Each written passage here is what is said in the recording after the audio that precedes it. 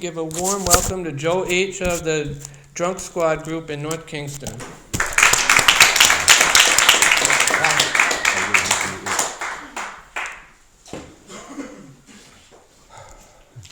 Hey everybody, my name is Joe Harrington and I'm an alcoholic. Hey, Joe. First, I want to thank this group for having me here tonight. It's always great to be at a meeting of Alcoholics Anonymous. And it's great to come to this meeting for the first time and be able to speak. I want to thank Joe B. for reaching out to me and texting me and asking me to be here.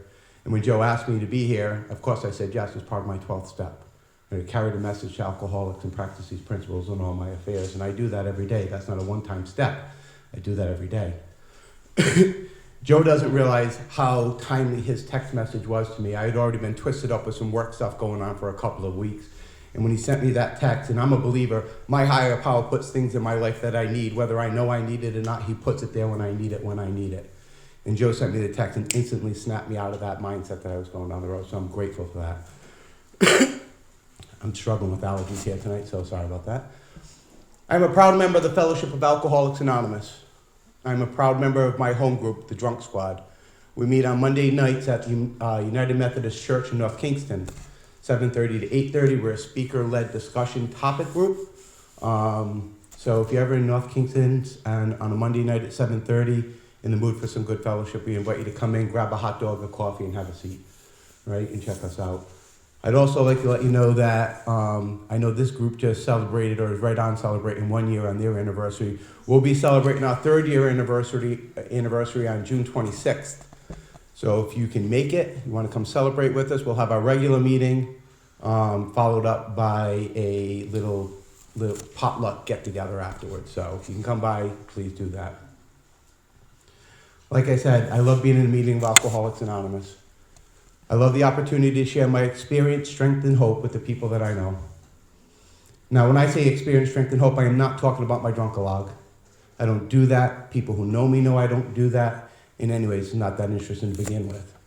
I'm talking about the experience I had in working the steps of Alcoholics Anonymous, the strength I gained while working the steps of Alcoholics Anonymous, and the hope I have for today and tomorrow as a result of those steps as I continue to apply them to every day of my life. And as far as the people that I know, well, it's true, I don't know your favorite color. Hell, I don't know most of your names. But if you're an alcoholic in a meeting of Alcoholics Anonymous tonight, I know the bumpy road you took to get here, the mental anguish, the emotional suffering you had to endure just to make Alcoholics Anonymous an option to help you. I know the fear and the uncertainty that accompanies you when you come across the threshold into your first Alcoholics Anonymous meeting. But I also know the desperation and hope for a better life that helps you cross that threshold. So yeah, the words on our pages may be different, but our story's the same. So I know you, and you know me. My sobriety date is June 25th, 2015, or as I like to call it, the day I started to be restored to sanity. When I came across that threshold the very first time, full of fear and uncertainty that I mentioned, the idea, the notion, the thought of being restored to sanity, it wasn't on my list of things to do. Matter of fact, when I saw your second step up on the wall, I figured that had to be for everybody else because it certainly didn't apply to me. You see, despite the fact I dropped out of high school my senior year because partying was more interesting than studying, I owned a successful business and hadn't felt some of the financial pains that some of us do when I came in the halls of Alcoholics Anonymous. Despite the fact I chose to drive drunk all the time, I had not yet acquired a DUI to my credit when I came in the halls of Alcoholics Anonymous. Despite the fact my alcoholism held me prisoner every day, I had not yet spent any time in a jail cell as a result of my drinking when I came in the halls of Alcoholics Anonymous. And despite the fact that I always chose my relationship with my alcohol over my relationship with my family and loved ones, I had not yet lost any of those relationships. Don't get me wrong, I seriously damaged them all, but I had not yet lost any of those relationships when I came in the halls of Alcoholics Anonymous. So the idea or the thought that I need to be restored to sanity, it just wasn't there. But then one day while I was working in the big book of Alcoholics Anonymous, I would come across a reference to sanity in the doctor's opinion. And the doctor would refer to sanity as the ability to see the true from the false. That interested me. As an alcoholic, I always had my own version of the truth. But I would need to understand what truth really meant. So I'd go to a source that contains the meaning of all words, the dictionary, and I would look up truth. And when I looked up truth, 2 words in that definition jumped off the page at me as being synonymous with truth. One of those words was fact. If it's a fact, then it's true. If it's the truth, then it's a fact. Well, when it came to my drinking, I didn't make my decisions based on facts. I made my decisions based on my feelings, how I felt about all the people in my life, how I felt about all the situations going on in my life, but really more importantly, how I felt about myself deep inside. The other word that was synonymous with truth was reality or real. If it's real, then it's true. If it's the truth, then it's reality. Well, when it came to my drinking, I didn't make my decisions based on reality. I made my decisions based on fantasies, imagining how all the people in my life could be, how all the situations in my life would be, if everybody would only listen to me. When I sat back and I looked at that definition and I honestly applied it to my life, I could only come to one conclusion. And that's when it came to my thinking about my drinking, I would indeed need to be restored to sanity. And I would start that journey on June 25th, 2015. But on June 24th, 2015, I stood on the doorstep of sanity. I even peeked through the window of sanity, but I wouldn't come in.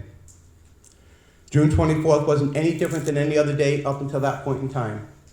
I woke up like I did every morning, hungover. I quickly got my friends' guilt, shame, and remorse up because I would need them if I was to get through the day. And I made my way to the shower to start getting ready for work. And while I was in the shower, I repeated another daily ritual. I promised myself that today I wasn't going to drink. Having broke that promise to myself the day before that, the weeks before that, the months before that, and even the years before that. You see, I had been making this promise to myself every day for a very, very long time, unable to keep that promise and always breaking that promise. And I don't know about you all, but I don't like when people break promises to me. I get hurt feelings. I get angry. I get resentments. And I had been working on the most dangerous resentment of all resentments, and that was self-resentment. And you see, the dangerous thing about self-resentment is it cannot exist on the same plane as self-esteem. So the more I worked on my self-resentment, the more self-resentment I got. The more self-resentment I got, the less self-esteem I had. Standing in the shower that morning, making that promise to myself, I did not like myself. I did not trust myself, and I certainly didn't believe in myself. But because I live in a world of fantasies and feelings, I would make that promise anyways. Because today would be different. Today, the moon, the stars, and the planets would all fall into proper alignment, and today, Joe wouldn't drink. That's just insanity. I would finish up in that shower, and as I got out of the shower, I started getting ready for work. And I caught my eyes square in the mirror. I hadn't looked in my eyes for a very long time. But when I looked in my eyes, I saw a darkness, an emptiness, a look that I only can describe as hopelessness. I didn't recognize the person that was looking back at me on the other side of that mirror. And I knew as soon as I saw that that was a direct result of my drinking. And I knew right away I had to do something about my drinking. And it would only take me a few minutes to come up with a plan. Because you see, at night, when everybody in my house would go to bed, and they were sleeping, and I could drink the way I wanted to drink, working towards my next blackout, from time to time, I would grab my laptop, and I would look up how to stop drinking. Yeah, you just heard that right. I would look up how to stop drinking while I was drinking, because that's sane. And I had read about in abuse. And I had read how in abuse had helped others stop drinking. So that was it. That's what I needed. I needed to get me some in abuse. And I knew exactly how I would get that in abuse. A very good friend of mine was my family doctor. All I had to do was go by and see him. And surely, he'd write me a prescription for Antabuse. So I finished getting ready for work, I got in my car and I headed to my office. And on my way to the office, I stopped by my doctor's office without an appointment, because everybody does that. And I went in to see my doctor, and when he was able to see me, we sat down and I started to tell him some of the problems I was having with alcohol. And I would tell him I know what I needed. I just needed some Antabuse. I wouldn't tell him everything. He didn't need to know everything. He only needed to know enough to write me a prescription for Antabuse. I would sit down and talk to my doctor for 35, 45 minutes. And during that conversation, my doctor said to me, I have a friend who recently just celebrated 15 years of sobriety in the halls of Alcoholics Anonymous. And I thought to myself, while he was telling me that story, it's like, well, that's nice. I don't know what it's got to do with what we're talking about, but good for him. We would finish up that conversation, and my doctor friend would reach down onto his desk for what I thought was going to be a prescription pad. But when his hand came up, he had a business card in it. That business card was to AdCare.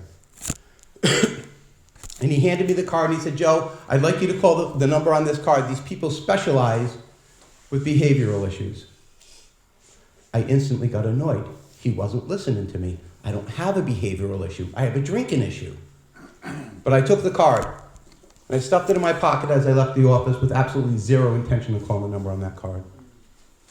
I started to make my way to the office, and I got about 2 blocks away from my doctor's office, and the thought came in my mind, maybe I should just call the number on that business card. So I pulled into a parking lot and I dialed the number on the card. When the lady answered the phone, I explained to her that I'd just been to my doctor. I was having a problem with alcohol, and he suggested I give them a call. She asked me a few questions about my drinking. I was a little bit more honest with her than I had been with my doctor. And after a few minutes of talking to her, she asked me if I'd be willing to call a colleague of hers in South Kingstown. I was waist deep in it by now, so I agreed to. So I hung up the phone with her and I started to dial the next number, but I couldn't help but wonder just how hard is it to get a prescription for Antabuse? When the next lady answered the phone, I started to describe to her how I got to her. I told her I went to see my doctor. I told her how I talked to her colleague in Warwick and how she suggested I call her. And she started asking me more questions about my drinking. And I was even more honest and more descriptive with her than I had been the first 2 times, because clearly what I was saying did not rise to the level of needing Antabuse. She became very, very interested in what I had to say. She started asking me more and more questions. She became so interested in what I had to say, she invited me to come stay a few days with her. As flattered as I was at that offer, I told her that wouldn't be possible tonight, because my daughter and I had signed up for sign language classes, and tonight was one of those classes, and I wasn't willing to break that commitment. And she understood, but she still wanted to hear more about my story. So she asked me if I'd come in the following day. Well, it's just rude to say no twice, so I agreed to. We finished up our call. She would tell me some stuff I would need to have with me for when I got there the next day. I hung up with her, and I started making my way to my office. But as I made my way to my office, I summoned up my friends' guilt, shame, and remorse. I would need them to attend the pity party that was going to be required when I called my wife to let her know what I was going to be doing. And I'd call my wife, crocodile tears and all, so she could feel bad for me and tell her what I was going to be doing the next day. Went to the office, I finished my workday. I made my way to that sign language class. I attended that sign language class with my daughter. After the class, we went outside, we said our goodbyes, we got in our cars, and we both went home. But I would do what any self-respecting alcoholic would do, headed home, going into detox the next day, I would stop and buy myself some alcohol. Where was that feeling of hopelessness I had in the morning? Where was the thoughts that had gone through my head all day long? They simply weren't there. If that's not an example of insanity, I don't know what is. But I'd be a responsible alcoholic when I got home that night. I would drink every drop in those bottles. I would not want anything to go to waste. I'm not a wasteful person. I would wake up the next day and I would start making my way to AdCare. When I checked into AdCare and I got settled into my room, I made my way to the community room where all the other residents had been gathered and they were sitting around talking. And I would sit down at the table and I was listening to some of their stories, and I would start to learn that I wasn't the only person that hid their alcohol. that I wasn't the only person that had that feeling of hopelessness. You see, the words on their pages were different, but the story was the same.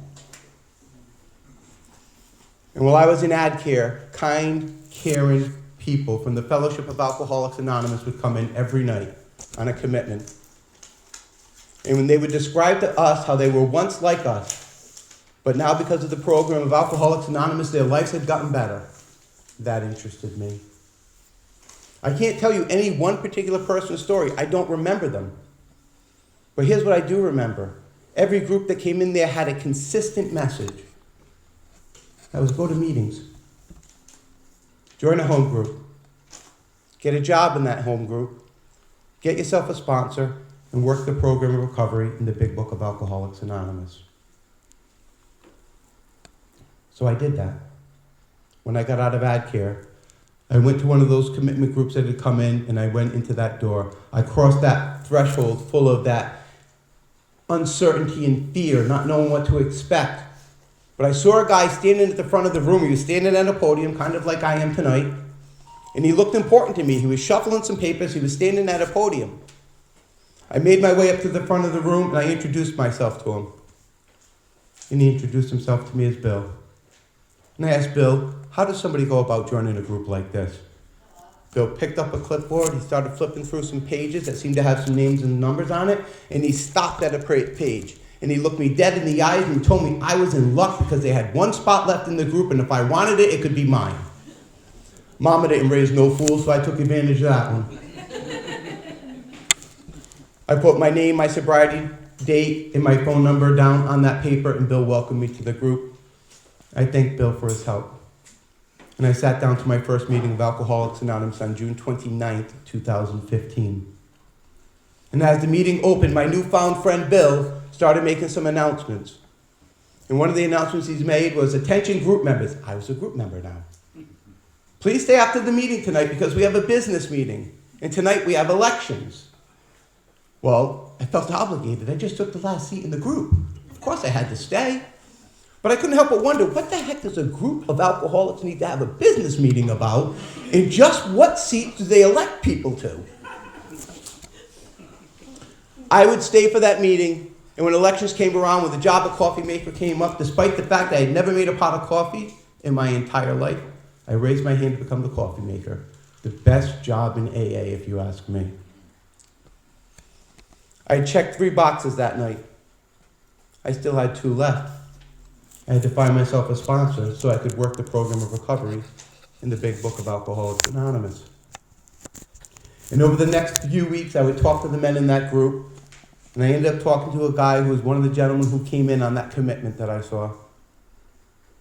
And I asked him if he would be my sponsor, and he said yes. I asked him if he'd take me through the 12 steps of Alcoholics Anonymous, and he said yes, but of course he would. Because it's just another example of insanity to join a 12-step group and not do the 12 steps. Of course he would say yes. My sponsor and I would start working on those steps right away. And when I talk, whether it's at a treatment facility, at a meeting, or wherever, I love to talk about the steps of Alcoholics Anonymous. The steps of Alcoholics Anonymous have changed and saved my life. Don't get me wrong, I love the fellowship of Alcoholics Anonymous. I've made some really good, real friends in the halls of Alcoholics Anonymous within the fellowship. But it's the steps that changed and saved my life. That's what did it for me. So I like to go through the steps, what I like to call Joe version. Because here's my thought. I've been around long enough to know that I think sometimes we make too difficult a task out of such a simple program. Step 1, admitted I was powerless over alcohol, and then my life had become unmanageable. That step would take me the longest step to complete. It would take me decades to complete that step.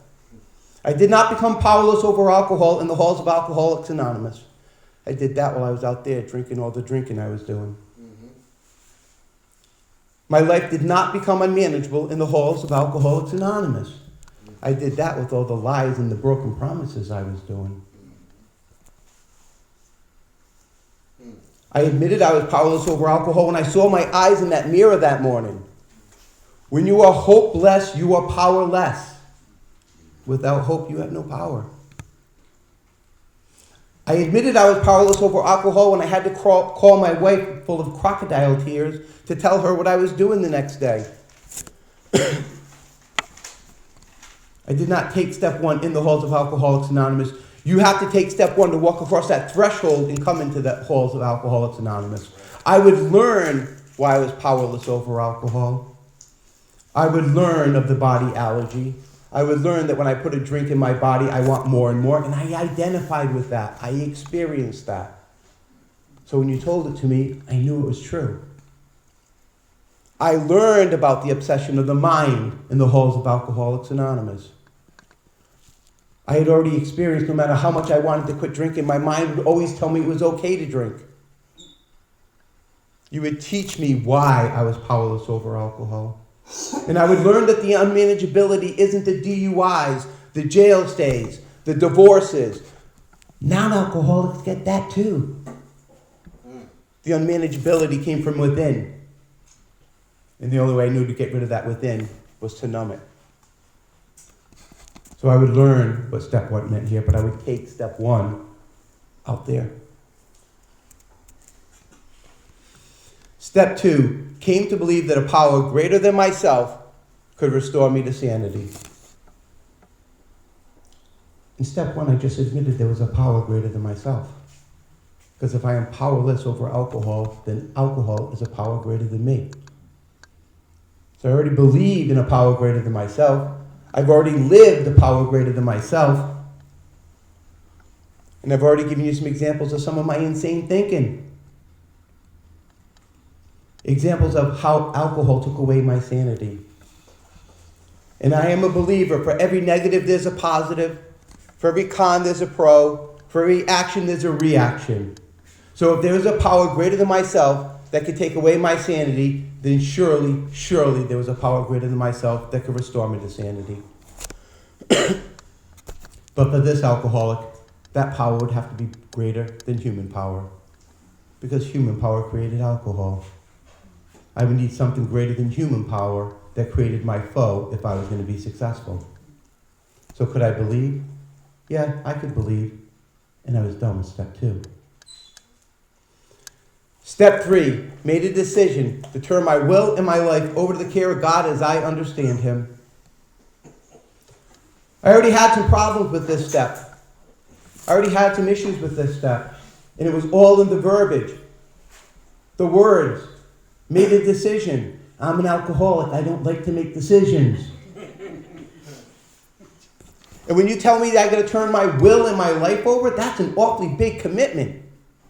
I am not sure I made that commitment when I got married. Well, at least not intentionally.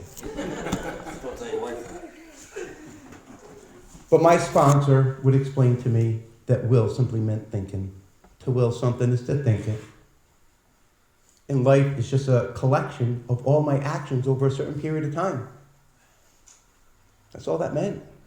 So when I looked at that step that way, made a decision to turn my life, my thinking, and my actions over to the care of God as I understand Him, I could do that. Because number one, I'm an alcoholic and I saw a shortcut. I can't do anything. I can't pick up this can right here and take a drink out of it without first having the thought. If I could do 50% of this step, if I could turn my thinking over to care of God as I understand Him, my action should follow. So could I do that? Yeah, I made that decision. Step 4, made a searching and fearless moral inventory of myself. I had been hearing a lot about step 4 as I was making my way through the steps. A lot of opinions about step 4 as I was making my way through the steps. When to do it.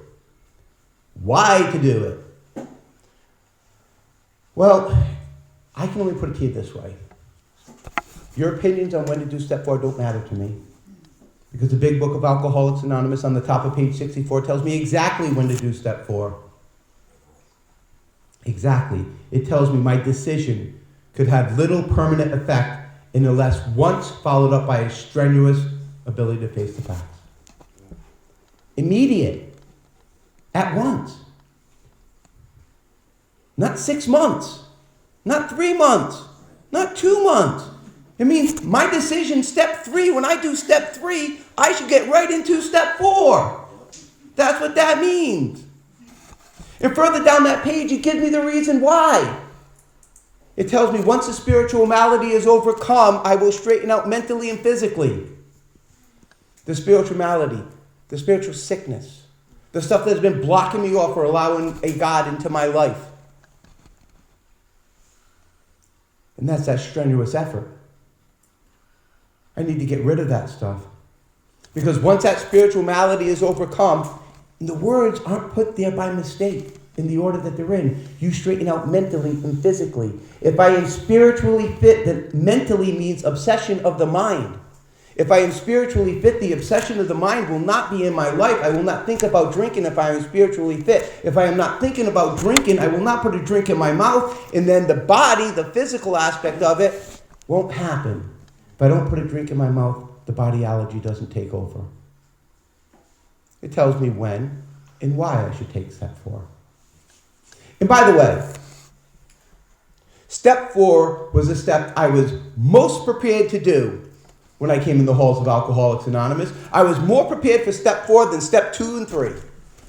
If I had walked across that threshold on the first night and you asked me who I was pissed off at, I could have told you everybody. If you would have asked me what they did to me, I could have told you what they did. I could have told you how it affected my relationships. I could have told you how it affected my finances. I could have told you how it affected my self-esteem. I could have told you if I was honest in that situation. I could have told you if I was selfish.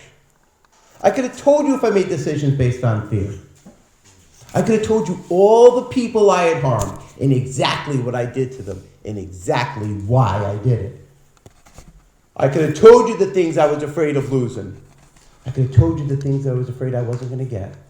I could have told you the things I was afraid of being found out about. I was most prepared for step 4 when I walked across that hall. I needed you, because it was in my head, I needed you to help me figure out how to get it from here down onto a piece of paper. And when that was done for me, and I put it on paper, I was done with step 4. Step 5, admitted to God, myself, and another human being the exact nature of my wrong. Another step I get a little twisted about, right? God knows everything. Why do I got to admit anything to him? Why? I wrote it on the paper. Clearly, I know what I did wrong. And I have to share this with another human being? What the heck is he going to think? Well, I still need to admit it to God. Because I still knew it, it's just in my head. I need to look at where I was wrong and admit it to myself so I can work on to be a better person. And as far as who I admitted it to, we live in a great time.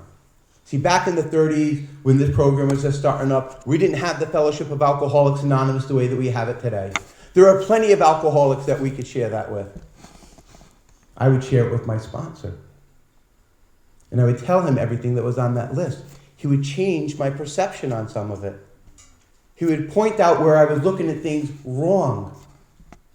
He would point out where it was my ego that was in play there. He would make me see it differently because he understood. Because the words on his pages were different, but the story was the same.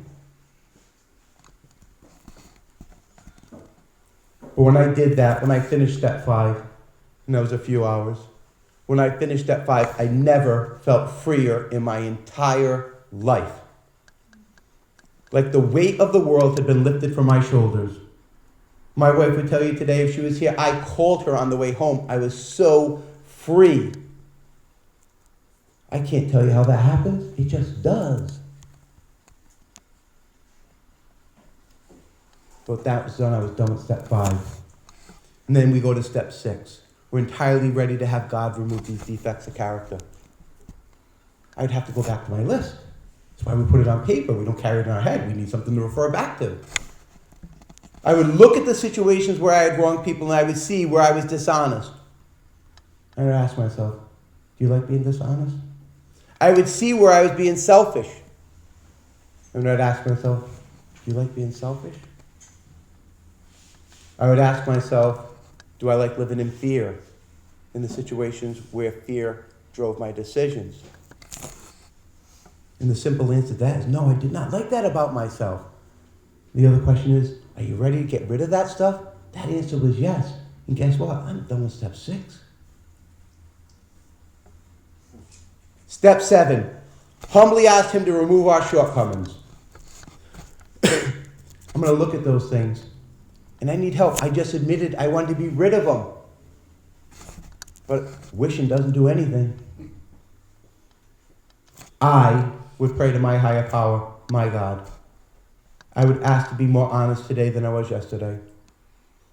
I would ask to have a little bit more courage today than I did yesterday.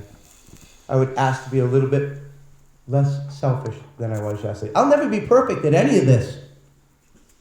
I still do that today. I still do that today. But when I did that, I was done with step 7. Step 8. Everybody loves step 8. Made a list of all persons we had harmed and became willing to make amends to them all. I have the list. I did it in step 4. It's not a new list. If I've honestly taken step 4, then everybody I harmed should be on that list. I can keep it on that list, or if I get ambitious, I can move it to another piece of paper, but I have the list.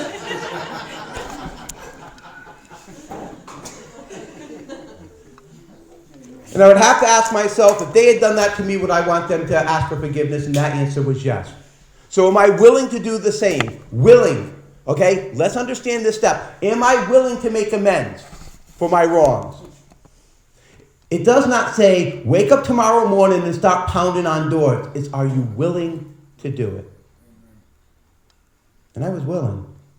Didn't know how I was going to do some of them, but I was willing. And as long as I was willing, I was done with step 8. Step 9, made direct amends wherever possible, except when to do so would injure them or others. A lot of alcoholics like that except, but let's talk about that. That except becomes a reason not to, even when that except doesn't apply. Made direct amends wherever possible. If I have hurt you person to person, face to face, I should be able to ask for forgiveness person to person or face to face. Except if me doing so is going to bring up hard feelings within you or hurt somebody else within that arena. I do not get sober on the back of others, but I still owe the amends. I need to figure out a way to make an amends. By making amends to you, I'm going to harm you more. My sponsor would help me figure that out in each one of those situations. We would sit down and we'd look at those. And sometimes he'd say, hey, Joe, BS. Make the direct amends. That's just fear. I don't live in fear anymore.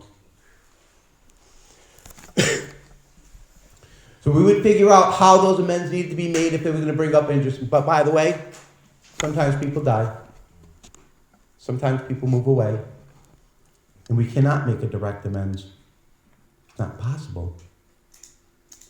But my sponsor would help me figure out how to deal with that. My father died. I wrote him a letter.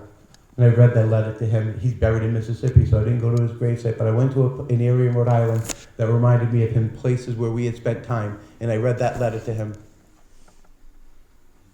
He would help me work through the ones that I needed to address that I couldn't make a direct amends to. And when those amends were done, I was done with step 9.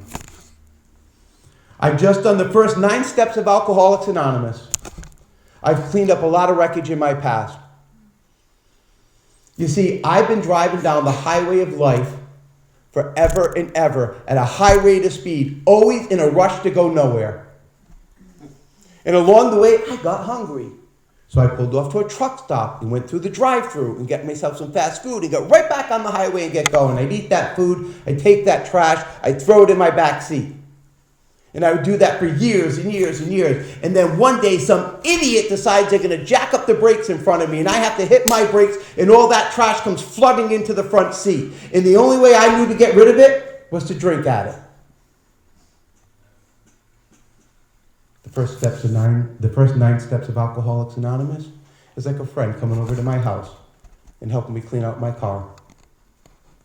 And when we finish the first 9 steps of Alcoholics Anonymous, my car is clean. My back seat is clean. I need to learn how to keep it clean. That's where step 10 comes in. Continued to take personal inventory. When I was wrong, promptly admitted it. Let's wrap this up for you really good on this one. That's steps 4, 5, 6, 7, 8, and 9 put into one little step. When you go through the steps, Bill breaks them down because we're alcoholics. We can only take information in small doses and have to experience it. But if you've been through the first 9 steps, you should know how to process the other information.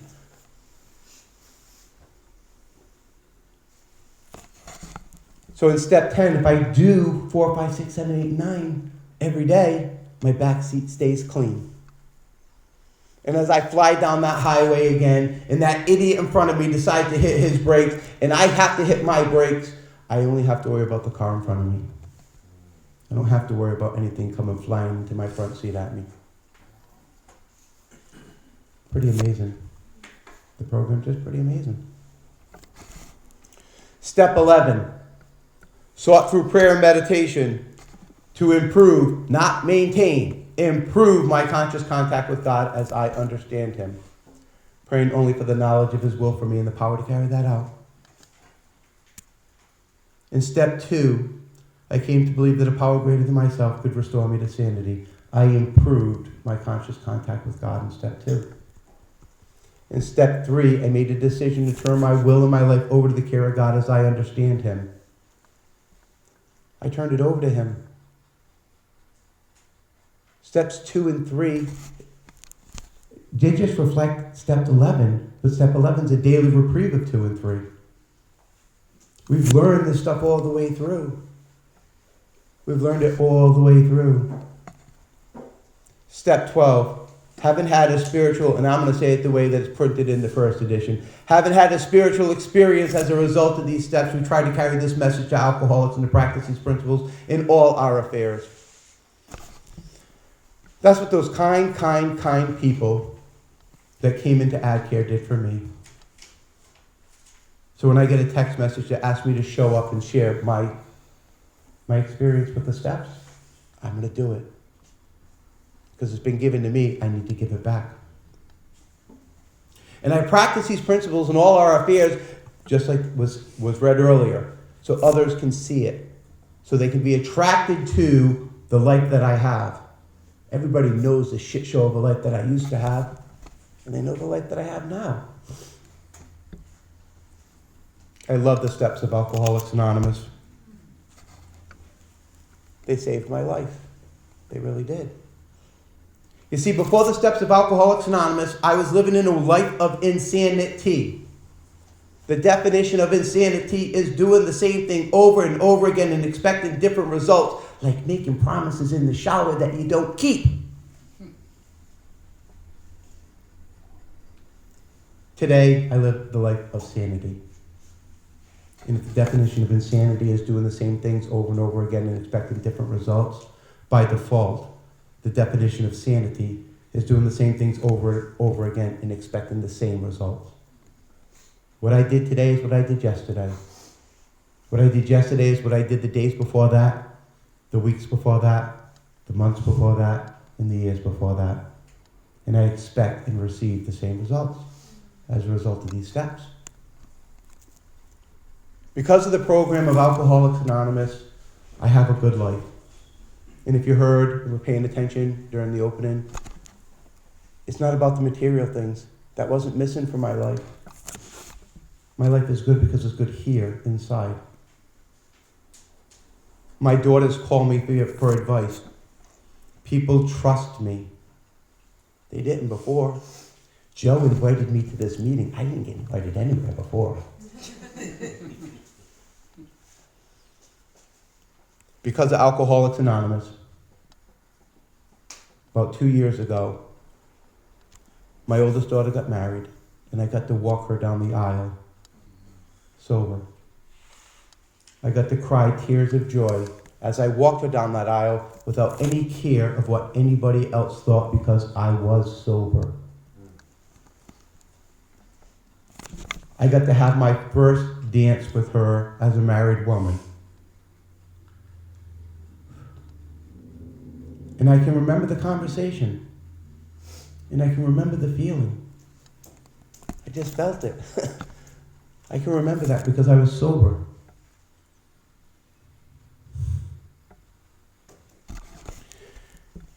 And a little over 2 weeks ago, that same daughter gave birth to my first grandson.